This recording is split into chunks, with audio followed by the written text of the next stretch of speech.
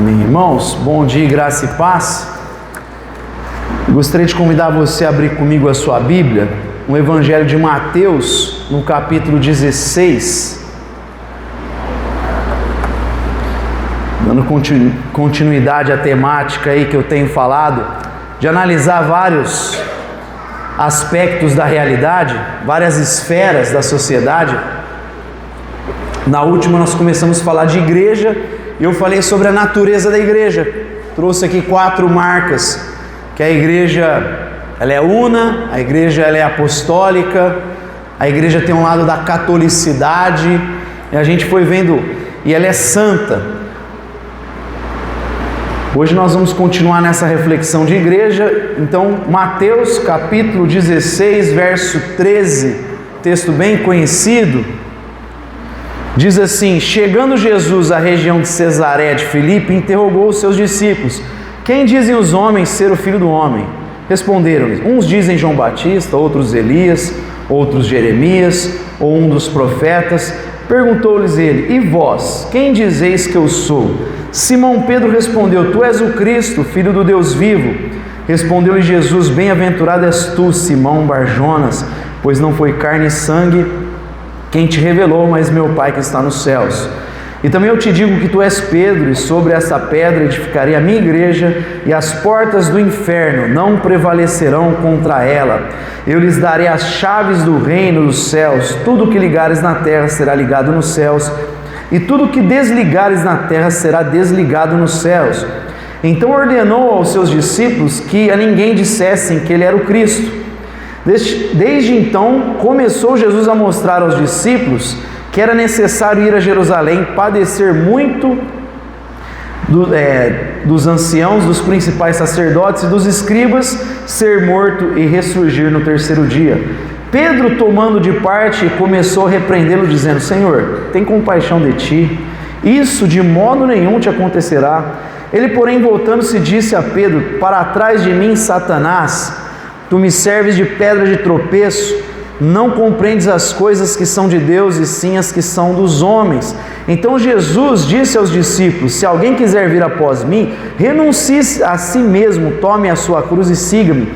Pois quem quiser salvar a sua vida, perdê-la-á, mas quem perder a sua vida por amor de mim, achá-la-á. Até aí. Pai, te damos graças pela Tua palavra e pedimos que nesse momento Tu venhas direcionar a nossa vida, essa reflexão, para que a gente venha absorvê-la no nosso coração e viver, Deus, sempre fincado, fundamentado naquilo que Tu diz. É o que nós pedimos em nome de Jesus. Amém. Meus irmãos, uma das grandes dificuldades dos cristãos ao longo das eras é entender 2 aspectos cruciais na vida da igreja. A igreja ela tem tanto o aspecto do organismo, ela é viva, como ela também tem um aspecto organizacional. Ela tem uma organização. E as dificuldades vêm quando nós acentuamos um desses aspectos. Muitas vezes a igreja ela se torna demasiadamente rígida, fechada em si mesma. Ela é autossuficiente, ela sofre daquilo que Laodiceia sofreu. É uma igreja que tem tudo funcionando certinho, ela tem riqueza, ela tem recurso, e aí ela passa a se gloriar desse recurso, se gloriar da sua autossuficiência, ao invés de confiar na graça e depender do poder de Deus. É a crítica feita, a denúncia feita, aliás, a Laodiceia. Por isso ele diz para ela: compra de mim colírio, para você poder enxergar, porque você não está vendo. Você está olhando para a vida a partir de pressupostos, de uma visão que não tem nada a ver com a palavra. O seu parâmetro não é Cristo. Por isso ele se apresenta naquela igreja mostrando que ele é a verdade. Ele é o início de tudo, né? Ele é o parâmetro para a gente detectar a vida da igreja. E naquele contexto ele estava usando sua própria habilidade, seus recursos como parâmetro. E muitas vezes a igreja pode incorrer, tem cristãos que incorrem nesse erro. Ela abraça algum tipo de metodologia, ela abraça algum tipo de ferramenta, e isso começa a trazer adesão. A igreja, aos olhos humanos, ela está crescendo. Ela está cheia de gente, mas não significa que a igreja está crescendo, que a vida da igreja está crescendo naquele ambiente. Não é porque existem muitas pessoas dentro de um espaço que significa que a igreja está crescendo. E muitas das vezes isso é uma igreja de tijolo, não de pedra. É uma igreja que castra a singularidade, que castra os dons, e a Bíblia fala que a igreja é a multiforme sabedoria de Deus, a variedade, a diversidade. Quando não há variedade e diversidade, não há igreja. Há uma uniformidade que tem a ver com Babel e não com Pentecoste. Igreja de Cristo é Pentecoste, variedade. Igreja de Babel é tijolo. Então não é incomum a gente perceber esse tipo de igreja, onde todo mundo fala igualzinho, reproduz a mesma coisa, aprende a lógica, a metodologia, sai reproduzindo, aí a igreja enche, né? O espaço enche, e aí o pessoal fala, olha só que bênção, a igreja está viva, crescendo. Não necessariamente. Se há uniformidade, não há igreja, só tem tijolo. E nós conhecemos, muitos de nós, esse tipo de igreja. Muitos saíram desse tipo de instituição rígida, forte, centralizada numa pessoa. Muitos acabam saindo. No Brasil, há algumas décadas, tem ocorrido essa saída, esse êxodo desses lugares. Aliás, na verdade, muitos desses lugares, isso acontece com frequência, né? Eles dizem que a porta da saída é maior do que da entrada. Vai entrando gente nova e vai saindo depois pessoas que começam a perguntar, a questionar, tentam exercerem os seus dons, sua vocação, e acabam não conseguindo nesse espaço de uniformidade. Mas, às vezes, incorrem num outro problema. Aí, em busca de não viver aquela organização fechada que muitas vezes sufoca a vida, acabam migrando e acentuando o organismo. Vamos procurar uma igreja desinstitucional, uma igreja, informal o máximo possível, e é onde surgiram na década de 90, tanto nos Estados Unidos como no Brasil, porque a gente copia tudo que vem de lá, né? Igreja para quem não gosta de igreja. Era a proposta do Bill Hybels dos Estados Unidos, foi a proposta de uma igreja de São Paulo. Vamos ser uma igreja para quem não gosta de igreja, vamos gerar um ambiente mais descolado, informal. É como se fosse possível ser desinstitucional, né? No Brasil tem um grande movimento aí, que começou com um pregador que era presbiteriano no passado, foi um homem muito usado por Deus no passado, hoje enlouqueceu, né? Hoje se tornou um pastor liberal. E é curioso porque ele foi um dos críticos à instituição da igreja no Brasil, né? Criticou bastante nas duas últimas décadas, 2 décadas pelo menos, criticou bastante, como se o movimento dele não fosse uma instituição. Eu falava na época, se eu entrar naquele movimento e começar a pregar uma coisa que ele discorda, óbvio que eles vão me chamar a atenção. Então existe um parâmetro daquilo que é uma doutrina correta, isso é balela. Mas existem esses movimentos que querem inovar, e nessa inovação acabam construindo uma coisa estranha, a igreja. Meus irmãos, eu desconheço, por exemplo, na cidade, alguém que tentou ser descolado, não, pode ter tido, não desconheço, tentar ser descolado igual eu tentei no passado, né? A gente se reuniu num bar, que a proposta era para ser de evangelização, acabou virando uma igreja. E aí no meio assim das músicas, a gente tocava uma música lá que não era cristã, uma letra boa, eu usava aquela letra para dialogar. Eu vou tentar ser contextual. O cara que está procurando, não quer igreja, ele vai entrar aqui, a gente se reunindo lá numa rotisserie, parece um bar à noite, né? Mesinha, amendoim nas mesas, refrigerante, a gente fazia lá uma música, às vezes tocavam um Legião Urbana, tocavam umas coisas diferentes, Monte Castelo, tá vendo essa letra? Eu ficava tentando dialogar, usava lá, e o pessoal que visitava gostava, mas eu achei curioso que muitos falavam, nossa pastor, eu gostei, bacana aqui, nossa, muito legal, gostei da palavra, gostei de vocês, mas assim, aqui é a igreja. Eu comecei a perceber que esse contextual, na verdade, estava indo na contramão. Porque as pessoas já estão no Brasil, que há 500 anos foi cristianizado, e as pessoas têm uma ideia do que é a igreja. Já está na cultura isso. E nós, numa tentativa de sermos descolados e apresentarmos uma igreja, um organismo vivo, uma coisa desinstitucional, o máximo possível, porque eu sempre soube que não dava para ser desinstitucional, mas assim, tentando ser mais informal, apresentava algo que era estranho à própria cultura. Na verdade, qualquer pessoa está acostumada a pensar a igreja numa catedral, numa capela, não está acostumado, está na nossa cultura isso. E a gente foi deixando de acolher coisas boas, inclusive da tradição, para querer inovar. E aí hoje a gente se depara com essas igrejas que tem mais cara de boate, de qualquer outra coisa do que a igreja. A gente acha que isso é frescura, mas a arquitetura das catedrais, o teto alto, remete o nosso olhar para o alto, para cima, para a contemplação, para Deus. As artes remetem a textos bíblicos, ao cristianismo, e a gente está trocando isso por uma coisa escura, luzes, aquela coisa cada vez mais individualista, né? O cara vai para o culto para ele ter uma experiência emocional, e isso tem muito mais a ver com uma agenda secularista, pós-moderna, essa coisa baseada na subjetividade, na sensação, na emoção. Isso não está muito distante da busca das experiências numa rave, por exemplo. Tem um monte de gente junto, mas cada um está tendo a sua curtição.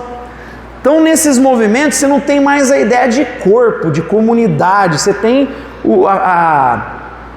um coletivo ali, mas cada um procurando ter a sua própria experiência individual. Isso está distante. Então, a gente está trocando, às vezes, na busca por algo vivo, né? Dito que é algo vivo, o organismo, a igreja enquanto do lado orgânico, e a gente está acolhendo agendas, engenharia, arquitetura, liturgias que são estranhas à Bíblia e à própria tradição cristã, nessa busca. E esse texto, meus irmãos, eu percebo que as coisas estão juntas. Para a igreja ser saudável, tanto o organismo como a organização tem que estar presente e nós trabalharmos isso de uma maneira harmônica. Então a primeira coisa que o texto deixa claro aí para nós, um primeiro tópico aí para você que de repente está anotando, é dizer que a igreja é tanto missional como confessional. A igreja é missionária e ela é confessional. Começa o texto descrevendo que Jesus está caminhando com os discípulos. A primeira menção à eclésia nas Escrituras acontece não no templo, não acontece numa reunião, não acontece num lugar, acontece quando eles estão caminhando. Estão caminhando. Eu não acho que isso é um mero acaso registrado por Mateus, por Lucas também. Eles estão caminhando, Jesus está caminhando com os discípulos. Enquanto caminham, Jesus, e aí? O que o povo está dizendo que eu sou? Quem as multidões dizem que eu sou? E aí, no decorrer da conversa, ele vai usar lá a expressão eclésia, assembleia, os chamados para fora. Essa palavra é muito conhecida no mundo grego, que tinha as assembleias gregas para discutir as questões da polis, da cidade. Então, Jesus falou, eles têm a sua assembleia e eu estou formando a minha assembleia. Os chamados para fora desse sistema para formar a assembleia de Cristo Jesus. Começa enquanto estão caminhando. Eu creio que não é por acaso que o povo de Deus no livro de Atos é conhecido como o povo do caminho. Cristo se apresenta como o caminho.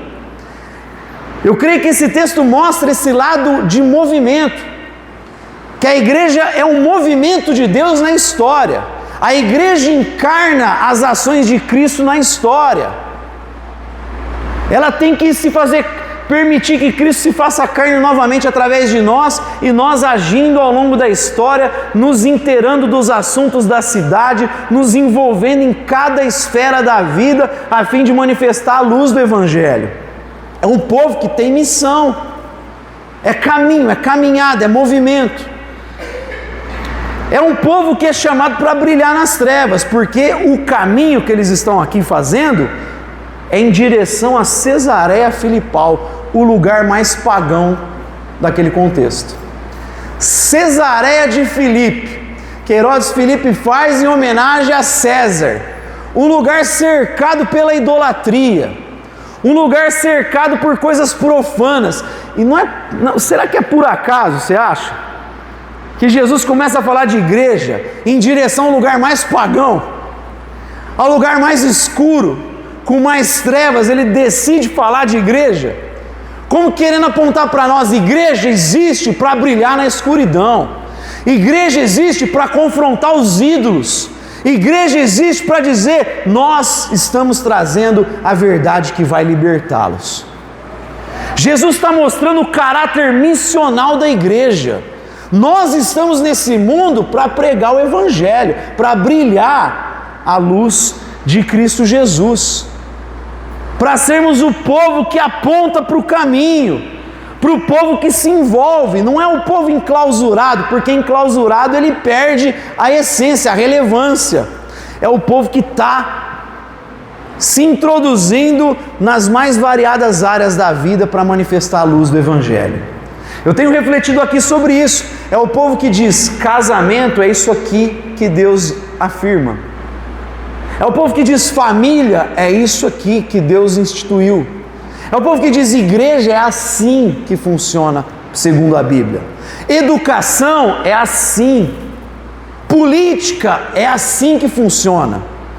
Então esse papo político, a gente não se envolve, né? O cristão não se envolve com isso e aquilo, não existe para o cristão, porque você foi comprado por Cristo Jesus, e aquele que te formou e te comprou é Senhor de toda a existência e não de uma área da vida. E a gente proclama o senhorio dele em toda a existência, custe o que custar. Então a primeira coisa mostra esse lado do organismo vivo. É uma igreja que não existe para si, ela é enviada para o mundo. A oração final de Jesus: não peço que os tire do mundo, mas que os guarde do mal. A gente tem que se envolver com o mundo geográfico. O que a gente tem que fugir é do mundo enquanto sistema de pensamento, porque existem palavras diferentes para mundo. Então tem muito crente que fala: não, eu não vou porque eu tenho que fugir do mundo. O mundo ali não é geográfico. O mundo ali não é pessoa, o mundo é sistema de pensamento.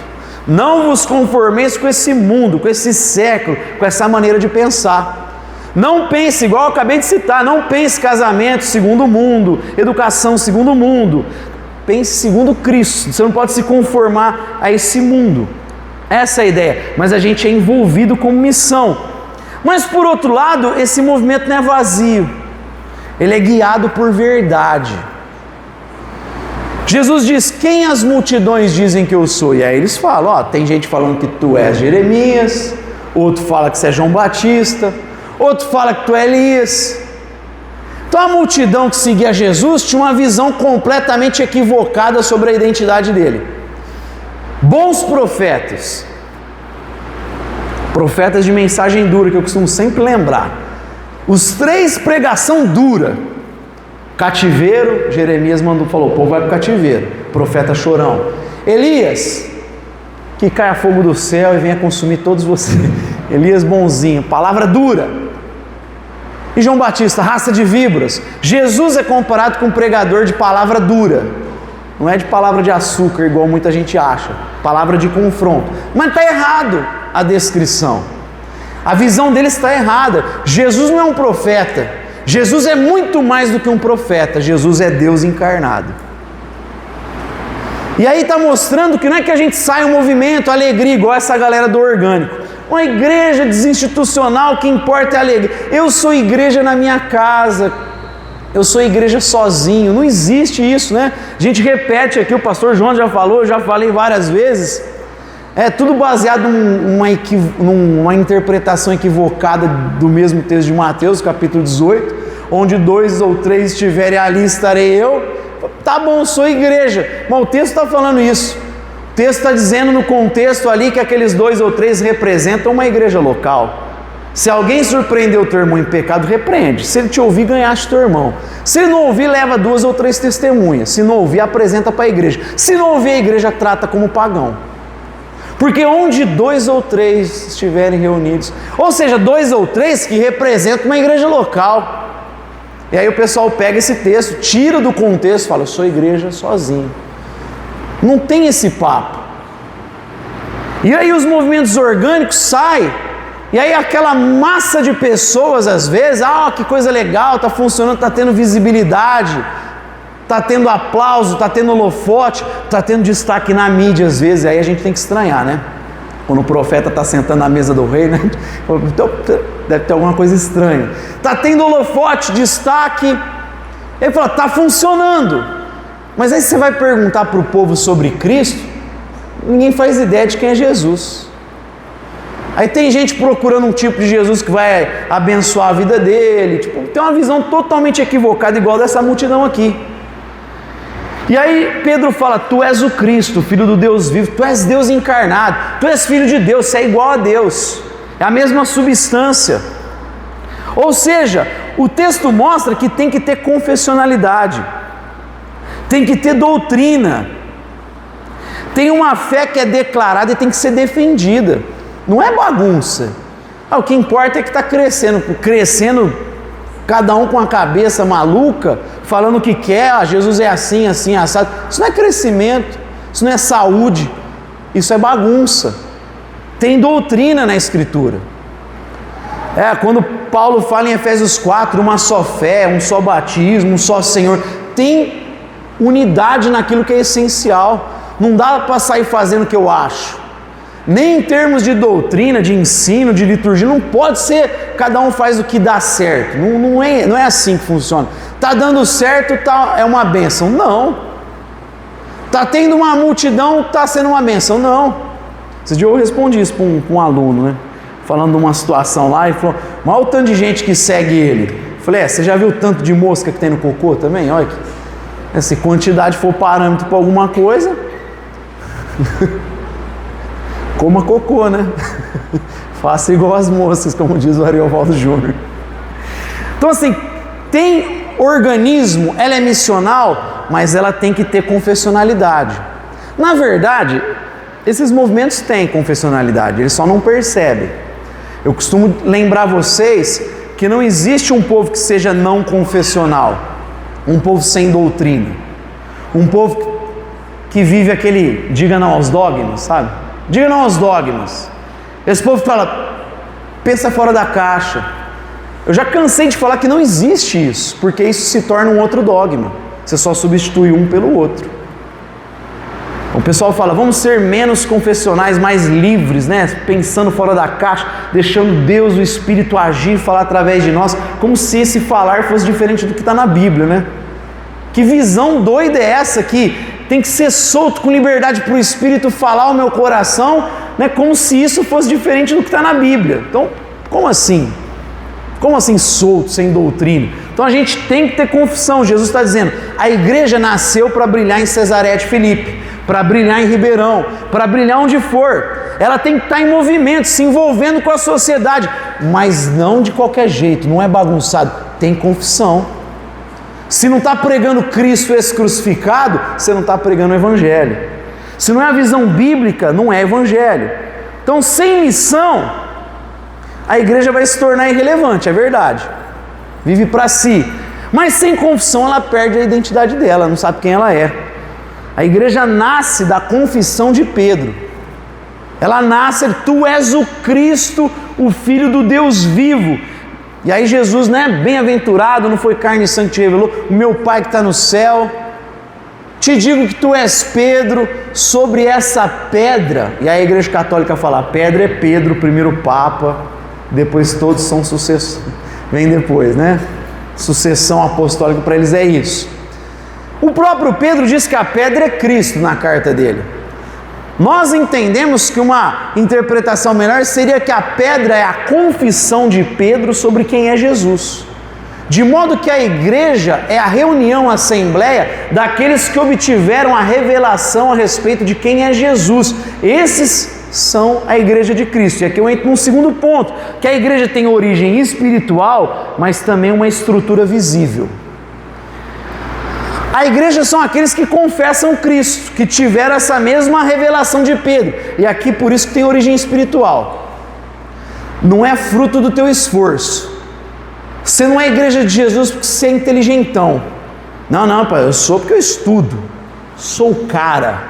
Eu cheguei sozinho a essa descoberta. Não. Você pode ler o texto, ser esforçado, mas você só passa a crer porque o Espírito Santo virou a chavinha no teu coração. Porque essa fé é uma dádiva, é um presente. Não é você que adquire, você recebe isso. A gente recebe. Então a origem é divina. É revelação, é graça de Deus. Por isso que a Bíblia fala que nós nascemos do alto.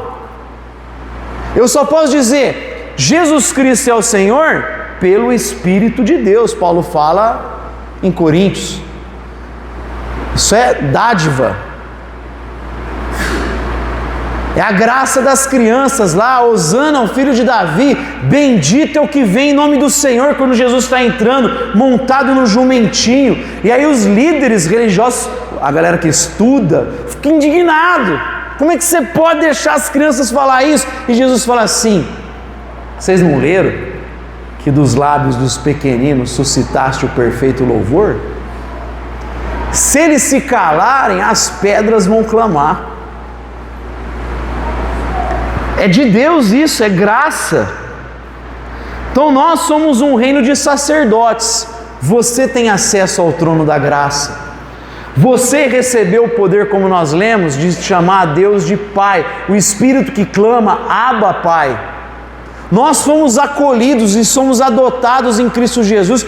Por isso podemos chamar Deus de Pai. Aqueles que creram, que o receberam, deu-lhes o poder de se tornarem filhos de Deus. E nós somos um reino de sacerdotes, ou seja, você tem acesso. Você é um sacerdote diante de Deus. Qual que era o ofício do sacerdote? Ele podia orar, oferecer o sacrifício, ele representava o povo diante de Deus. Agora está dizendo assim, todo mundo virou isso aí. Todo mundo se tornou sacerdote. Todo mundo que recebeu a revelação de quem é Cristo Jesus. Isso é igreja. Por isso que a gente batiza. E aí a gente entra num aspecto visível.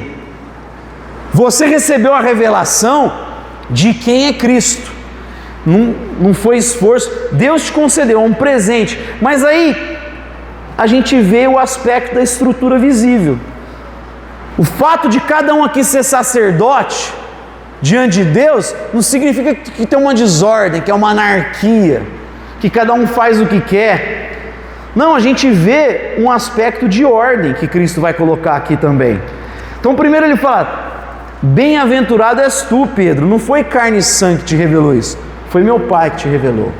Não foi o teu esforço, Pedro, não é você, foi dádiva, você recebeu um presente agora, você recebeu uma dádiva do alto. Mas logo em seguida ele fala de autoridade, de ordem, de disciplina. Ele fala sobre essa confissão, todo mundo que recebeu isso, eu vou construir a minha igreja, baseado nesse reconhecimento de quem é Cristo, da identidade dele. E aí ele fala assim, te darei as chaves do reino dos céus. Chave tem a ver com autoridade. Quem consegue abrir e fechar. Quem recebeu a chave para abrir e fechar a porta. E aí Deus está dando uma autoridade para a igreja. Aqui está falando de autoridade, de ordem e de disciplina. O texto que eu acabei de citar, Mateus 18, mostrando que o pessoal lê fora de contexto lá, 2 ou 3, fala de disciplina eclesiástica. Se o sujeito quer viver uma vida profana no pecado, e ele é confrontado por uma pessoa que viu, ele não aceita. Ela leva 2 ou 3, ele não aceita. Apresenta para a igreja local, não aceita, fala, trate igual o pagão, esse cara quer viver do jeito dele. Ele não quer submeter, ou seja, está mostrando para nós que existe submissão, que existe ordem, que existe autoridades que Deus estabeleceu também. Uma igreja fiel, na visão reformada inclusive, é uma igreja que tem pregação do evangelho fiel, é uma igreja que administra os sacramentos, o batismo, a ceia do Senhor, e uma igreja que pratica a disciplina eclesiástica, quando necessário, confronto. E se necessário, às vezes, fala, ó, irmão, segue a tua vida, porque isso não é cristianismo. Viver desse jeito não é cristianismo. Viver isoladamente, viver do jeito que você quer, isso não é cristianismo. A igreja tem que exercer isso. Então ele está falando de chaves, ligar e desligar, envolve essa responsabilidade espiritual, a prática espiritual. Então tem uma necessidade que não é apenas de ordem, que não é apenas teológica, irmãos. É humana, todo mundo precisa de ordem. Você sabe que existe hoje base empírica para mostrar que o ser humano, intuitivamente, ele reconhece que é melhor a ordem do que o caos. O Jonathan Haidt, um psicólogo social, mostrou que existem valores morais no ser humano, uma intuição de alguns valores, ele classificou 6 deles. É melhor ter lealdade do que trapaça, é melhor justiça no sentido retributivo, de punir o malfeitor, elogiar quem faz o bem do que a impunidade, é melhor você fazer o bem do que causar dano para o outro. Aí ele fala, é melhor ordem do que caos. É melhor o sentimento de pureza, é um aspecto religioso, do que a profanidade, algo profano.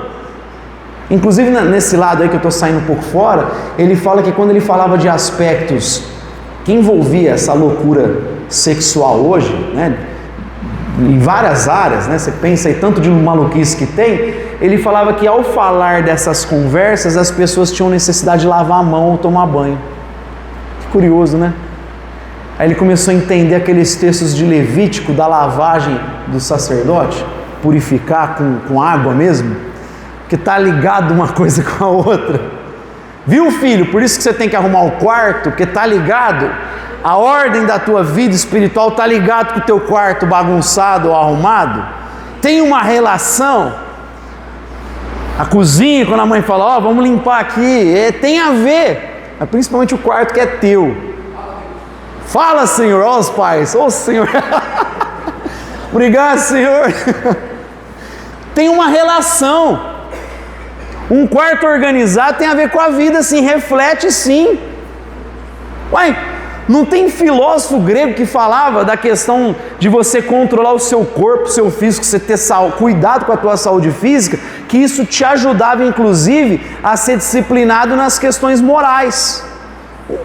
Não existe uma dicotomia, uma divisão, Deus é Senhor da minha alma e não do meu corpo. Ué, como assim? Então uma coisa está ligada com a outra, ajuda, obviamente que ajuda. Então assim, existe ordem, o ser humano reconhece que precisa de ordem. Inclusive, se a gente olhar para a criação, para o mundo animal, até lá tem isso, cara. A alcateia tem um macho alfa. Entre os gorilas tem aquele que manda, e o outro não pode ficar encarando ele. Tem que baixar a cabeça. Até no mundo animal reconhece que precisa de autoridade. O ser humano reconhece que precisa de autoridade. Não é só uma verdade teológica, é um aspecto que está enraizado no ser humano. Por que está enraizado? Porque Deus criou o ser humano, gente. Óbvio que precisa de ordem. E na igreja Ele colocou apóstolos, profetas, evangelistas, pastores e mestres. Nós recebemos o fundamento que a igreja é construída. Quem nos entregou isso? Os apóstolos, os profetas, os evangelistas, Mateus, Marcos, Lucas, João. Nós recebemos o Novo e o Velho Testamento, e aí os pastores, mestres,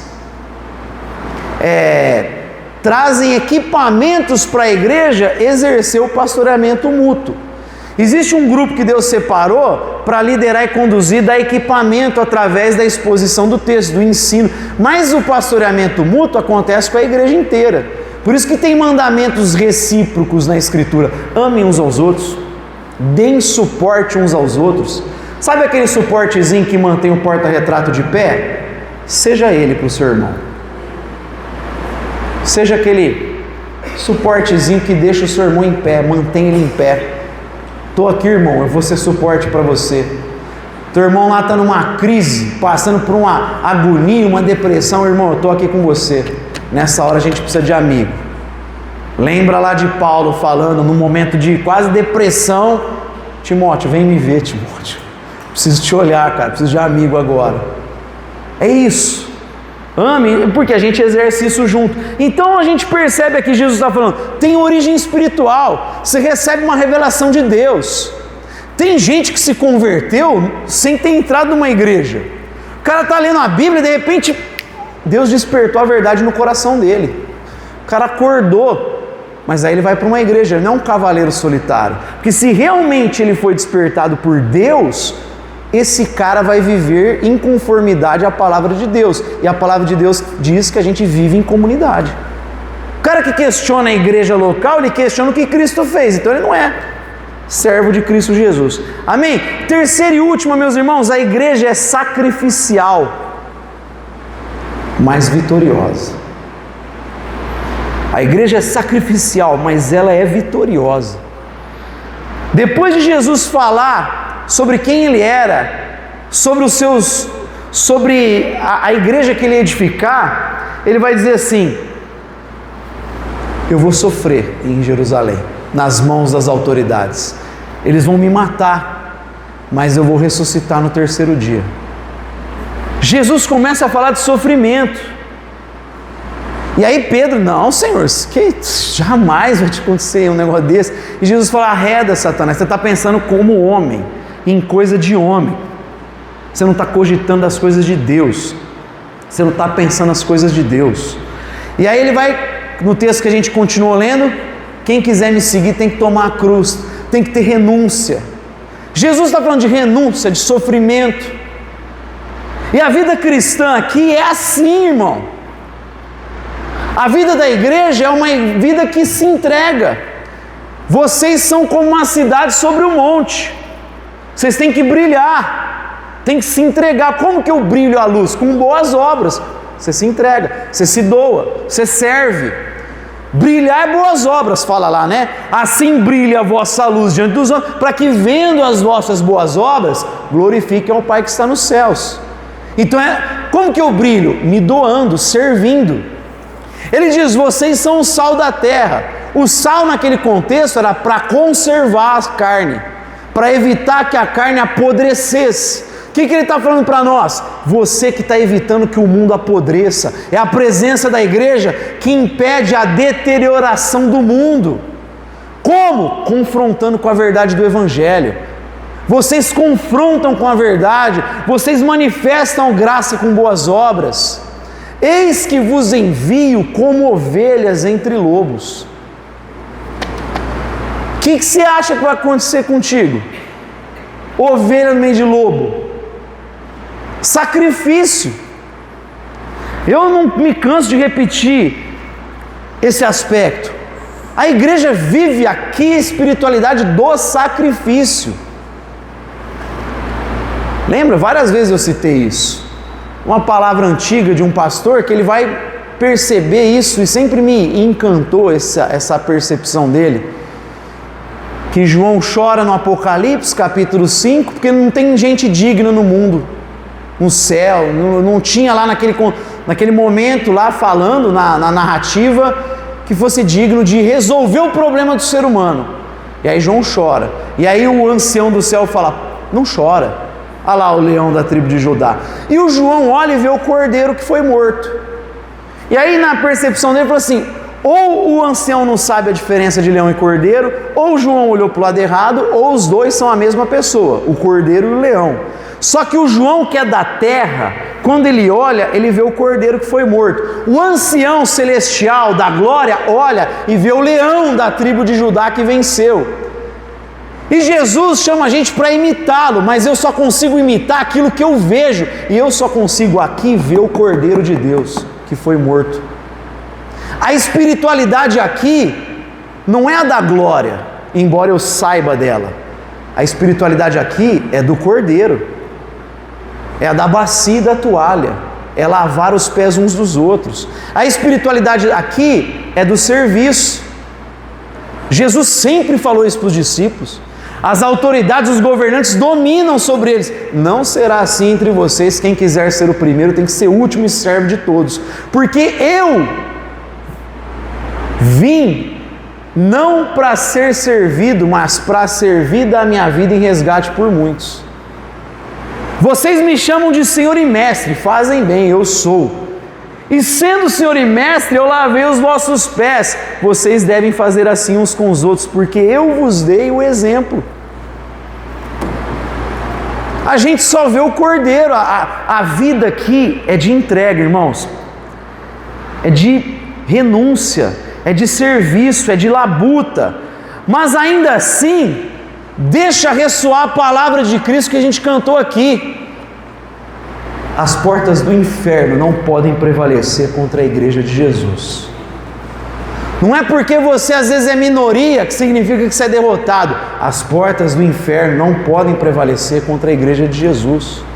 Não é porque está sendo perseguido que a gente vai ser liquidado. As portas do inferno não podem prevalecer contra a igreja de Jesus. Se nós formos perseguidos, mortos, o sangue dos mártires vai ser a semente que vai frutificar a igreja.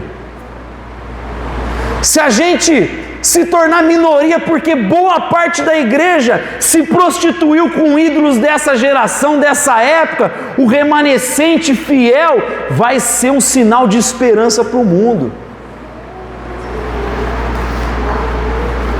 Mesmo que a igreja estiver morrendo em vários continentes, outrora cristãos, meu irmão, essa igreja sempre vai ressuscitar em outra região com força e poder. As portas do inferno não podem prevalecer contra a igreja de Jesus. Essa semana, para concluir, eu passei no grupo lá uma pesquisa do Centro de Engajamento Bíblico nos Estados Unidos. E aí eles disseram lá que quando uma pessoa lê a Bíblia uma vez por semana, não acontece muita coisa, 2 vezes não, 3. Quando a partir de 4 vezes eles perceberam uma mudança extraordinária.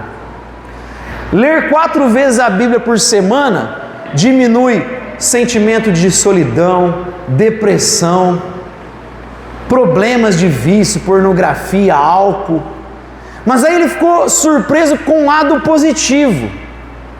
O que gera do lado positivo, não só no que a gente vai vencendo, deixa de ser, de enfrentar alguns problemas, mas naquilo que muda do outro lado. 200% vontade de evangelizar, de compartilhar o evangelho, de falar quem é Cristo Jesus. 230% de vontade de discipular, de trazer para perto, de acolher, de ensinar. Ou seja, o que tem que estar no nosso coração é o que Cristo falou. E nesse contexto difícil, lembra, Cristo está dizendo, o inferno não pode prevalecer. O que faz a gente continuar caminhando, mesmo com as dificuldades, é não deixar que essas dificuldades entrem no nosso coração, mas que o nosso coração seja nutrido pela palavra de Cristo Jesus. O problema que a gente desanima é porque a gente deixou espaço para isso, não para a palavra de Deus. Vamos fundamentar nossa vida nessa palavra. Eu queria convidar você a ficar de pé.